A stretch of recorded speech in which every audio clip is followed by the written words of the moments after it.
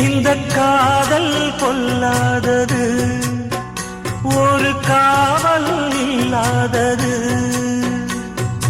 ஊதக்காத்தில் வஞ்சி மாது ஒத்தையிலே வாடும் போது போர்வை போல பொத்தி அணைப்பே.